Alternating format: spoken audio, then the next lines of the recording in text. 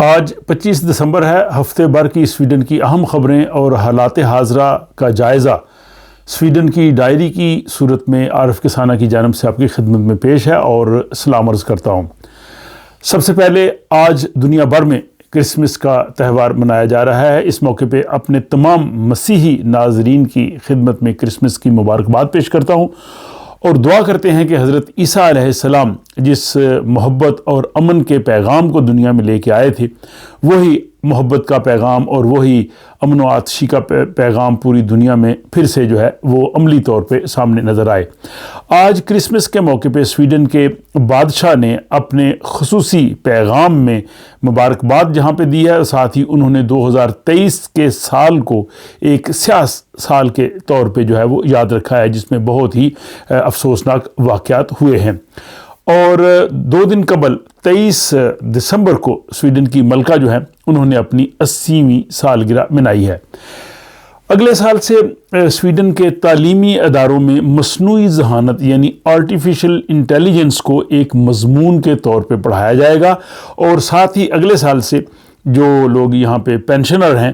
ان کی پینشن میں بھی جو ہے وہ اضافہ کیا جا رہا ہے۔ یہ اضافہ تقریباً 500 سے 1500 سویڈش کرون جو ہے وہ ٹیکس کے بعد انہیں ملے گا، اور تقریباً 80% جو پینشنر ہیں وہ اس سہولت سے جو ہے وہ فائدہ اٹھائیں گے۔ اور ساتھ ہی سویڈن کی حکومت یہ پر امید ہے کہ اگلے سال سے افراط زر جو ہے یعنی انفلیشن ہے، مہنگائی ہے، وہ کم ہو سکے گی۔ اس سال تقریباً 8.7%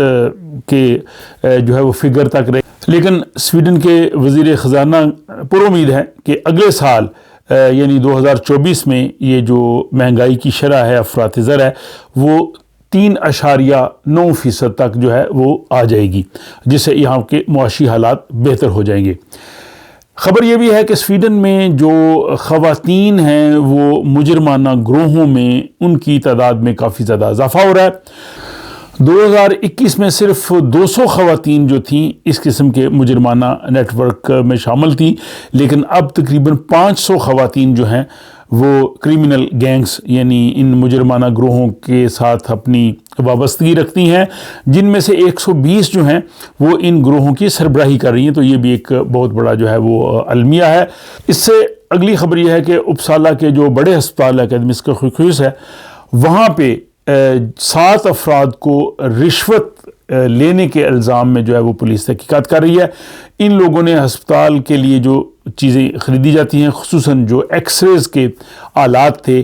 ان میں انہوں نے رشوت لیا اور 5 مختلف کمپنیوں کے ساتھ جو ہے وہ انہوں نے ڈیلنگ کی ہے۔ اس کے بعد اچھی خبر یہ ہے کہ باوجود کرسمس کے موقع پہ شدید سردی کے،